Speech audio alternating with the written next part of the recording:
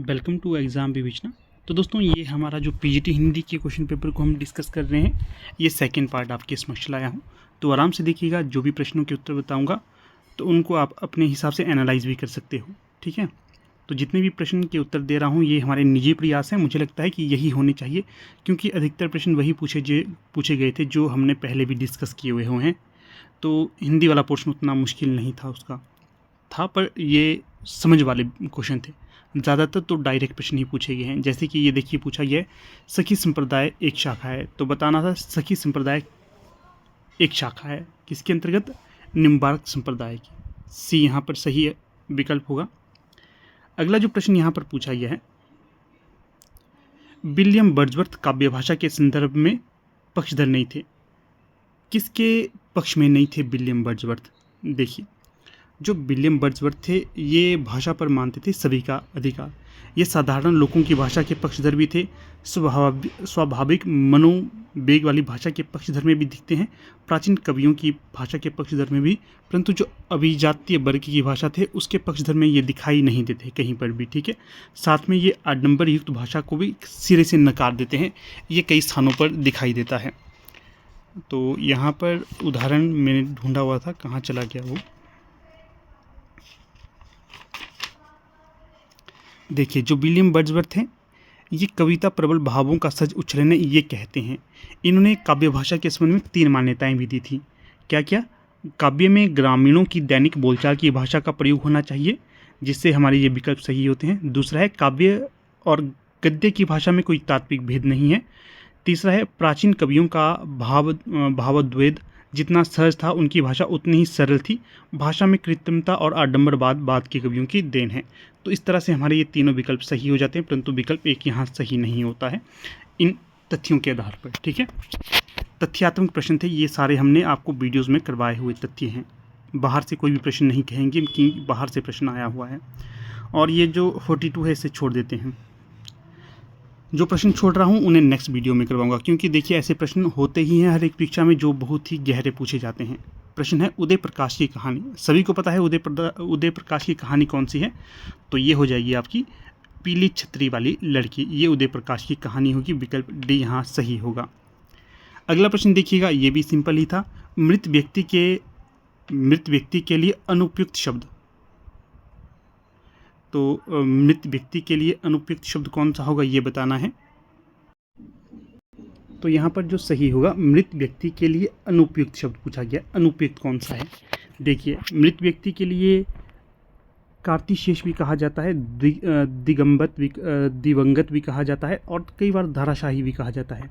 उसे गोली लग गई और वो धाराशाही हो गया, मतलब गिर गया, मर गया, परंतु जो पूर्ण प्रज्ञा ये नहीं कहा जाता है। तो सी यहाँ पर उचित हो जाएगा, सी। फिर अगला प्रश्न देखिए, यहाँ पर क्या है? अंधा युग में अपने अस्तित्व के अर्थ को क्रमशः खोने वाला निरपेक्ष सत्य का प्रतीक पात्र है। भाई ऊपर चला जा तू। तो अंधा युग से ये प्रश्न पूछा गया था कि अंधा युग में वो कौन सा ऐसा पात्र है जो अपने अस्तित्व के अर्थ को क्रमशः खोने वाला निरपेक्ष सत्य का प्रतीक था। अगर आपने अंधा युग पढ़ा होगा तो मैंने आपको करवाया था ना अंधा युग। उस समय मैंने कहा था आपको, जो एक पात्र है, कौन, जो पांडवों के पक्ष में लड़ा था, और पांडवों के पक्ष में तो लड़ा वो, पहले तो पांडवों के पक्ष में रहा, फिर मतलब उसे अपने अस्तित्व से उसे लगा कि उसका अस्तित्व पांडवों में भी नहीं है और कौरवों में भी नहीं है। क्यों? क्योंकि कौरवों की माता है बार बार इसे उल्हाना देती थी। जो युत्सु है ये, जैसे आपको पता 100 कौरव थे, 100 कौरव नहीं, एक इनका भाई एक और था, तो इस तरह से कौरवों की संख्या हो गई थी 101। जो युत्सु है ये कौरवों के पक्ष से लड़ा था, इसलिए इसे जब ये युद्ध जीत जाने के पश्चात इसे अपने अस्तित्व का जो अर्थ जांचता है, तो उसे अपना अस्तित्व खतरे में लगता है और अपना अस्तित्व खोने वाला इसे लगता है, और निरपेक्ष सत्य का ये प्रतीक माना जाता है।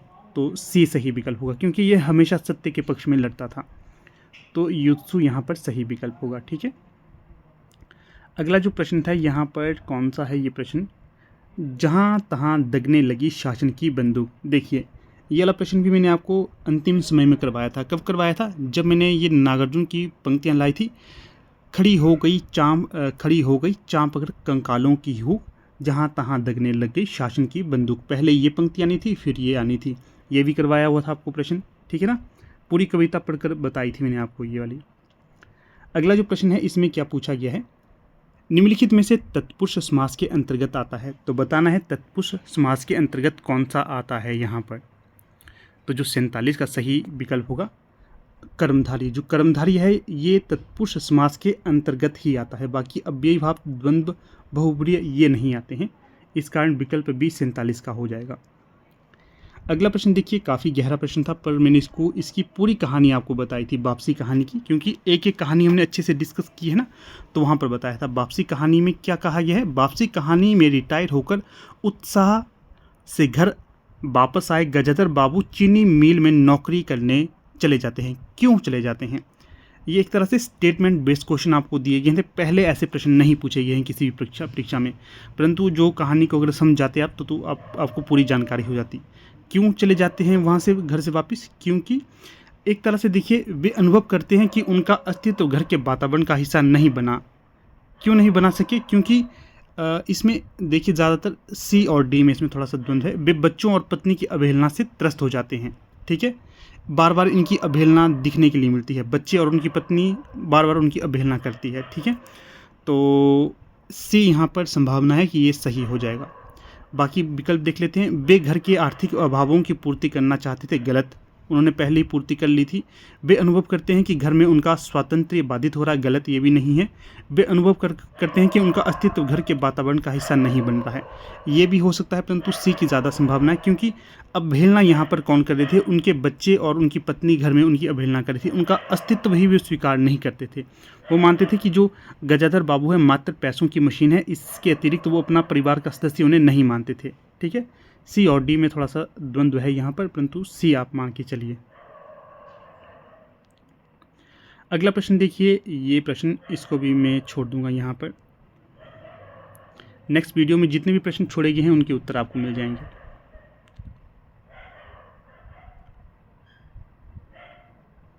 प्रश्न क्या पूछा गया है यहाँ पर, तो प्रश्न ये पूछा गया है, श्रोता को आश्वस्त और प्रभावित करने के साथ साथ आत्मशक्ति और आत्म परितोष की व्यंजना किस वाक्य में है।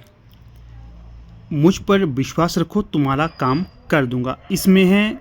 देखो, श्रोता को आश्वस्त भी किया गया है, प्रभावित किया गया है, और आत्मशक्ति और आत्म परितोष की व्यंजना भी यहाँ पर मिलती है, तो डी यहाँ पर सही हो जाएगा। फिर है अगला प्रश्न, ईदगाह। ईदगाह कहानी हमने पढ़ी थी, तो मैंने उसी समय आपको पूरी इसकी जो कथा थी वो बता दी थी। जो ईदगाह कहानी है इसमें क्या है, ईदगाह कहानी में चित्रित वैषम्य की दृष्टि से असंगति युगम देखिए, ग्रामीण जीवन शहरी जीवन मिलता है, हाँ जी मिलता है। नई पीढ़ी पुरानी पीढ़ी मिलती है, हाँ जी मिलती है। भारतीय संस्कृति और पाश्चात्य संस्कृति मिलती है, नहीं मिलती। धार्मिक व्यवस्था सामाजिक व्यवस्था मिलती है, तो हाँ जी ये भी मिलता है। तो सी यहाँ पर असंगत हो जाएगा, इसका चयन करना है। आपने चयन कर लिया होगा आप लोगों ने, मुझे पूरी आशा है। एक और बात, कट ऑफ आपकी बहुत डाउन जाने वाली है, बहुत ज़्यादा डाउन जाने वाली है। आप लोग बताइएगा क्या लग रहा है आपको, फर्स्ट पेपर किस किस का पास हो रहा है। जो आपने यूट्यूब पे जो हमारी टीम के द्वारा भी आंसर की प्रोवाइड की है उसके हिसाब से आप देखते हैं तो कितने प्रश्न आपके सही हो रहे हैं। एक और चीज़, हार से पहले हार और जीत से पहले जीत कभी नहीं माननी है। अपने अंदर आपने एक आश जगा कर ही रखनी है, चाहे कुछ भी क्यों ना हो। प्रश्न क्या है अगला, रक्त बुद्धि से अधिक बली है और अधिक ज्ञानी भी, क्योंकि बुद्धि सोचती है और शोणित अनुभव करता है। नीरी बुद्धि की निर्मितियाँ निष्प्राण हुआ करती हैं। उर्वशी में ये कथन किसका है, तो ये कथन हो जाएगा यहाँ पर उर्वशी में उपयुक्त कथन है उर्वशी का ही, उर्वशी महाकाव्य में, ये सी सही होगा यहाँ। अगला प्रश्न है, कवि पुष्पदंत का संबंध है। हाँ, कहीं पर अगर आपको लगे कि गलत उत्तर दिया गया है तो आप बताइएगा, क्योंकि ये हमारे निजी प्रयास है। ज़्यादातर प्रश्नों के उत्तर हम इसी ढंग से दे रहे हैं कि कोई भी गलत ना हो, परंतु कई बार बोलने में गलती हो जाती है, ऊपर नीचे हम बोल देते हैं। ठीक है, हम भी मनुष्य है, मनुष्य से गलतियाँ होती ही, आपको तो पता ही है। ये प्रश्न देखिए, मुझे कॉल्स आई थी बहुत ज़्यादा कि sir out of syllabus question पूछा गया है, क्वेश्चन पेपर का जो क्वेश्चन पेपर का लेवल है आउट ऑफ है, उतना नहीं है। देखो ये मॉडरेट लेवल का है, क्योंकि बड़े टाइम बाद परीक्षा हो रही, तो ये मॉडरेट लेवल का होना स्वाभाविक भी था। ये प्रश्न देखिए कितना मुश्किल है, नहीं है ना मुश्किल, ये कवि पुष्पदंत का संबंध है। तो बच्चों ने ये कहा कि ये तो अपभ्रंश के थे। ठीक है, तो जो पुष्पदंत थे ये जैन साहित्य से संबंधित थे, तो बी यहाँ पर सही होगा। अगला जो प्रश्न यहाँ पर पूछा गया है 54, सौंदर्योपासक उपन्यास के लेखक हैं ब्रजनंदन सहाय। ये सारे प्रश्न हमने डिस्कस किए हुए हैं, ठीक है ना। ये तो वन लाइनर टाइप के प्रश्न थे। ये जो कई क्वेश्चन तो जो मैंने आपको रात को वीडियो डाली थी ना, पाश्चात्य विद्वानों की जो मत वगैरह थे उससे संबंधित, तो वहाँ से भी प्रश्न पूछे गए हैं। ये प्रश्न तो सीधा सीधा वहाँ से पूछा गया था। मैंने पहले भी करवाए हैं, परंतु जो हमारे साथ यूट्यूब प्लेटफॉर्म में फ्री में जुड़े हुए थे उनको भी मैंने बहुत से प्रश्न करवाए हैं। सीधे सीधे से प्रश्न वहाँ से बने हुए हैं। देखिए ये प्रश्न, संरचनावाद की अवधारणा, संरचनावाद की आधारशिला रखी, किसने रखी? है रात को ही आपको वीडियो डाली थी, सुबह ही मैंने कहा था देख लेना। ये फर्डिनांड दी सस्यूर के द्वारा किया गया था। ये यहाँ पर सही विकल्प होगा। अगला जो प्रश्न है 56, इसमें क्या पूछा गया है? आइए रिचर्ड्स के अनुसार काव्य का उद्देश्य है।